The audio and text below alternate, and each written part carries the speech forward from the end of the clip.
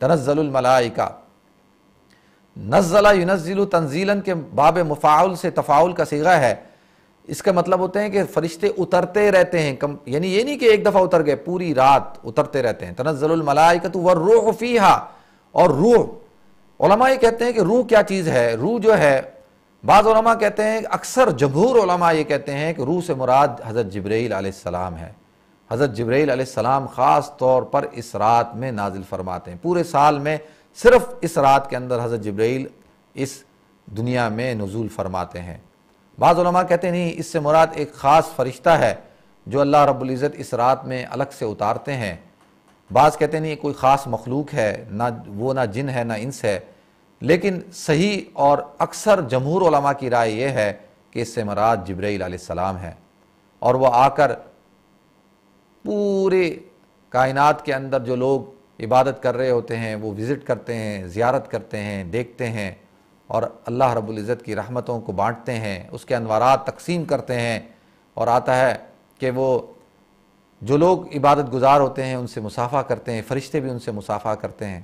تنزل الملائکۃ والروح فیہا باذن ربہم من کل امر سلام، اور ہر حکمت والا، ہر بہترین عمل جو ہے وہ اللہ رب العزت کے حکم سے وہ تقسیم فرماتے ہیں۔ ناظرین، اور اس رات کے اندر جو ہے وہ سلامتی ہی سلامتی ہے،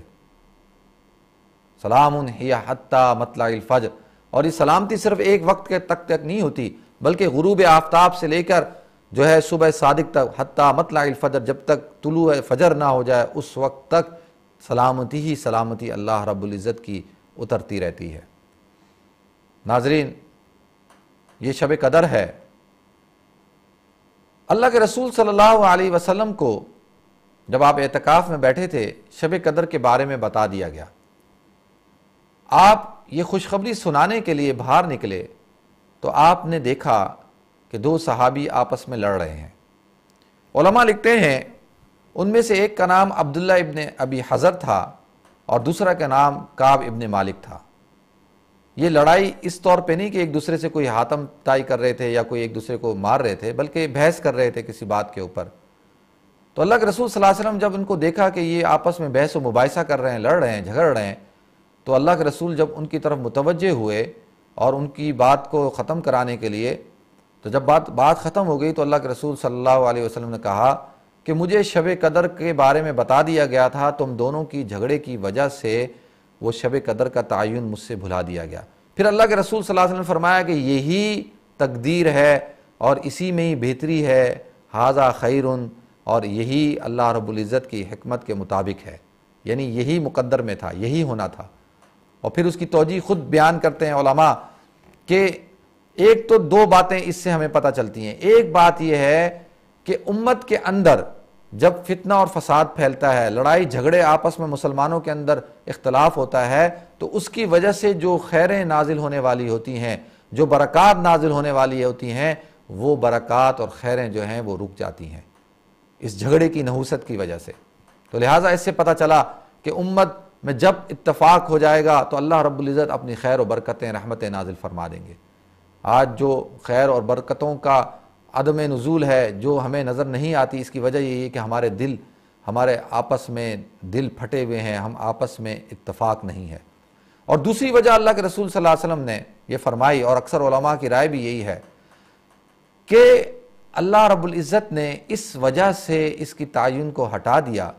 کہ لوگوں کی دو قسمیں ہوتی ہیں۔ ایک قسم کے لوگ وہ ہوتے ہیں کہ اگر ان کو پتہ چل جائے کہ آج کی رات شب قدر ہے تو وہ پوری رات جو ہے وہ عبادت کریں گے اور ایک لمحے کو بھی ضائع نہیں کریں گے۔ اور دوسرے لوگ وہ ہوتے ہیں جو غفلت والے ہوتے ہیں، وہ غافل لوگ ہوتے ہیں، تو وہ کہیں ایسا نہ ہو کہ ان کو یہ رات مل جائے اور وہ اس رات کے اندر غفلت کا مظاہرہ کر دیں، تو لہذا پھر وہ مایوس ہو کر بیٹھ جائیں گے، پھر وہ غفلت کا شکار ہو جائیں گے اور عبادت نہیں کریں گے تو زیادہ محرومی کی بات ہے۔ پھر جو ہے ایک تیسری قسم ہوتی ہے جو گناہگار ہوتے ہیں، اگر جان بوجھ کر پتہ ہو کہ یہ رات شب قدر ہے اور اس رات کے اندر گناہ کر لیں تو اس میں پھر گناہ بھی اسی بقدر ملتا ہے۔ جیسے بیت اللہ کے اندر نماز پڑھنے کا ثواب 1,00,000 کے بقدر ہے، مسجد نبوی میں 50,000 کے بقدر ہے، اب اگر کوئی شخص وہاں پر گناہ بھی کرتا ہے تو اس کو گناہ بھی اسی حساب سے ملے گا۔ کہتے ہیں انسان جتنے بڑے مقام پر ہوتا ہے اس کی تنخواہ، اس کا مقام، اس کا اعزاز اتنا ہی ہوتا ہے، لیکن جتنے بڑے مقام پہ ہوتا ہے تو اتنی چھوٹی سی غلطی بھی اس کے لیے قابل گرفت ہوتی ہے، اس کو پکڑا جاتا ہے۔ تو اور کہیں ایسا نہ ہو کہ کوئی شخص جو ہے جس کو اس رات کا پتہ چل جائے تو وہ بس سال میں صرف اسی ایک رات کے اندر عبادت کرے اور پورا جو ہے وہ پورا سال جو ہے وہ غفلت کے اندر گزار دے۔ تو اس لیے اللہ کے رسول صلی اللہ علیہ وسلم نے فرمایا کہ اسی میں خیر ہے، اسی کو چھپانے میں، اس کے پوشیدہ ہونے میں خیر ہے۔ حضرت عباس رضی اللہ عنہ فرماتے ہیں کہ جو اکثر علماء یہ کہتے ہیں، اور وہ کہتے ہیں میری رائے بھی یہ ہے کہ شب قدر جو ہے وہ 27ویں شب ہے زیادہ تر، وہ کہتے ہیں کیونکہ میں نے 27 کے ہندسے کو دیکھا تو میں جب دیکھتا ہوں کہ 7 جو ہے وہ آسمان 7، زمینیں 7، صفا و مروہ کے جو ہے وہ چکر 7، سمندر 7، اور جو ہے طواف کے چکر 7، تو وہ جب کہتے ہیں 7 بر اعظم، اسی طریقے سے آپ دیکھ لیں کہ وہ کہتے ہیں کہ زیادہ تر میں نے جو ہے وہ جو پایا ہے شب قدر کو وہ 27ویں شب کے اندر پایا ہے۔ لیکن بعض صحابہ فرماتے ہیں کہ ایک دفعہ اللہ کے رسول صلی اللہ علیہ وسلم نے فرمایا، ایک صحابی سو کے اٹھ کے آئے اور کہا کہ میں نے خواب میں دیکھا، مجھے بتایا گیا کہ آج کی رات شب قدر ہے، اور اس رات کو پتہ کیا گیا تو وہ رات جو تھی وہ 21ویں شب تھی۔ بعض کہتے ہیں 25ویں شب، بعض کہتے ہیں 29ویں شب۔ لیکن ناظرین، شب قدر وہی رات قدر والی ہے کہ جس رات کی انسان قدر کر لے۔ مثال کے طور پہ اگر آج کی رات شب قدر ہے اور میں اور آپ اس رات میں غفلت اختیار کر لیں، گناہ کر لیں، نافرمانیاں کر لیں، تو یہ ہمارے لیے تو شب قدر نہیں ہوئی، ہم نے تو اس کو محروم رہے ہم اس سے۔ اللہ کے رسول صلی اللہ علیہ وسلم نے فرمایا کہ ان ھذا الشہر، یہ ایسا مہینہ ہے، قد حضرکم، یہ تمہاری طرف متوجہ ہوتا ہے، فیہ لیلۃ، اس میں ایک رات ہے، لیلۃ القدر خیر من الف شہر، جو لیلۃ القدر ہے جو 1000 مہینوں سے بہتر ہے۔ من حرم حرم کلہ، جو اس سے محروم رہا، جس نے اس کو حرام کر دیا، یعنی جو اس میں محروم رہا، جس نے اس کی عبادت نہیں کی، وہ شخص محروم رہا، اور حقیقتاً یہ شخص محروم ہی تھا۔ تو اللہ رب العزت ہمیں ان راتوں کے اندر عبادت کرنے کی توفیق عطا فرمائے۔ بعض علماء کہتے ہیں کہ شب قدر کی نشانیاں کیا ہیں۔ ایک صحابی کہتے ہیں کہ میں نے ایک رات کو سمندر کے پانی سے وضو کیا تو جب پانی کی کلی کی تو پانی کھارا نہیں بلکہ میٹھا تھا۔ تو علماء یہ فرماتے ہیں کہ جس رات شب قدر ہوتی ہے اس رات سمندر کا پانی جو ہے وہ میٹھا ہو جاتا ہے۔ اللہ کے رسول صلی اللہ علیہ وسلم نے فرمایا کہ اس رات صبح جب سورج طلوع ہوتا ہے تو وہ سورج جو ہے بغیر کرنوں کے طلوع ہوتا ہے، یعنی جیسے چاند ہوتا ہے اسی طریقے کا سورج ہوتا ہے، اس کی کرنیں نہیں ہوتی، اس کی شعاعیں نہیں ہوتی، اور اس دن طلوع کے وقت شیطان پر اس بات پر ممنوع ہوتا ہے، اس کے پر حرام ہے، اس کو اجازت نہیں ہے کہ وہ اس دن جو ہے وہ سورج کے ساتھ خود بھی طلوع ہو، اور سورج کی کرنیں اگر نکلتی ہیں تو ان میں تپش نہیں ہوتی۔ وہ رات جو ہوتی ہے اس رات کے اندر جو ہے وہ چھپڑ، اللہ کے رسول فرماتے ہیں کہ ایک رات اللہ کے رسول نے جو ہے کہا کہ آج کی رات شب قدر ہے، اور جب دیکھا گیا تو جو ہے اس رات جو ہے وہ بارش ہو رہی تھی اور جو ہے ہلکا ہلکا جو ہے وہ کیچڑ تھا۔ علماء کہتے ہیں کہ یہ شب قدر کی جو ہے وہ نشانیاں ہیں۔ اللہ کے رسول صلی اللہ علیہ وسلم نے فرمایا من قام فی لیلۃ القدر ایمانا واحتسابا غفر له ما تقدم من ذنبی، کہ جو شخص اس رات کے اندر قیام کرتا ہے، قیام سے کیا مراد ہے؟ قیام سے یہ مراد ہے کہ قیام اللیل، تہجد پڑھتا ہے، تراویح پڑھتا ہے، نوافل پڑھتا ہے، صلاۃ التسبیح پڑھتا ہے، ہر قسم کی جو ہے وہ عبادت کرتا ہے۔ اور دوسرا اس سے مراد، قیام سے مراد جاگنا ہے، جو اس رات میں جاگتا ہے۔ جاگنے سے مراد کیا؟ کہ اس رات کے اندر عبادت کرتا ہے، تسبیحات کی پابندی کرتا ہے، ذکر اذکار کرتا ہے، ہر قسم کی عبادت کرتا ہے۔ تو اللہ کے رسول نے فرمایا من قام فی لیلۃ القدر ایمانا واحتسابا، ایمان کے ساتھ، یعنی ایمان والا ہونا شرط ہے، اور احتسابا یعنی احتساب بھی کرے کہ کہیں اس سے کوئی گناہ نہ ہو جائے، کوئی ایسی غلطی نہ ہو جائے، کوئی غیبت نہ ہو جائے، کوئی ایسی بات نہ ہو جائے جس سے وہ اس رات کی عبادت سے محروم رہ جائے۔ اور ایک علماء نے مطلب بیان کیا ہے احتساباً سے مراد یہ ہے کہ اس کو اس بات کا کامل یقین ہو کہ مجھے آج کی رات عبادت کرنے سے اللہ رب العزت 1000 مہینوں کی عبادت کا ثواب عطا فرمائیں گے۔ غفر لہ ما تقدم من ذنبی، تو اللہ کے رسول فرماتے ہیں کہ اس کا پورے کے پورے جو ہے گناہ صغیرہ غفر لہ ما تقدم من ذنبی، اس کے تمام گناہ جو ہے وہ معاف اللہ رب العزت ان کی مغفرت کر دیتے ہیں۔ ناظرین، آخری بات وقفے سے جانے سے پہلے میں پیش کر دوں، اما عائشہ نے اللہ کے رسول صلی اللہ علیہ وسلم سے پوچھا کہ اس رات کے اندر ہمیں کیا دعا مانگنی چاہیے؟ اللہ کے رسول صلی اللہ علیہ وسلم نے ارشاد فرمایا، اللہم انک عفو کریم تحب العفو فاعف عنا یا کریم، اے اللہ تو معاف کرنے والا ہے، اللہم انک عفو کریم، تو معاف کرنے والا ہے، تیرا کام تو کریم ہے،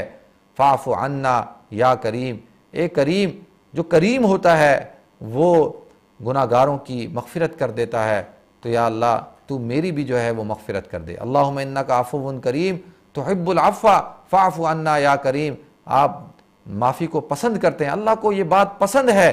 اللہ چاہتے ہیں کہ تمام کی تمام انسانیت گمراہی سے ہٹ جائے، اللہ چاہتے ہیں کہ تمام کے تمام انسان ایسے اعمال نہ کریں جو جہنم میں لے جانے والے ہیں، اللہ چاہتے ہیں کہ تمام کے تمام انسان جنت میں جانے والے بن جائیں، اللہ اس بات کو پسند کرتے ہیں، اللہ معافی کو پسند کرتے ہیں، تو فاعف عنا یا کریم، اے کریم تو ہماری بھی مغفرت فرما، فاعف عنی، میری بھی مغفرت فرما۔ اس رات کے اندر سب سے بڑی دعا یہ ہے کہ عتقم من النار، اللہ رب العزت ہمیں جو ہے وہ جہنم سے ہمارا چھٹکارا اور جہنم سے ہمیں برات عطا فرمائے۔ اللہم لا تجعل احدا منا شقیا ولا محروما، اور یہ دعا کرنی چاہیے اللہ رب العزت ہم میں سے کسی کو بھی اس رات کے اندر شقی، یعنی شقی وہ جو بدبخت شخص ہوتا ہے، اور محروم نہ فرما۔ اس رات کی ساری عبادتیں اور سارے فضائل، سارے انوارات، سارے فیوزات، ساری سعادتیں اللہ رب العزت ہم سب کو عطا فرمائے۔ ناظرین، ایک مختصر سے بریک کی طرف جاتے ہیں، انشاءاللہ بریک کے بعد حاضر ہوں گے۔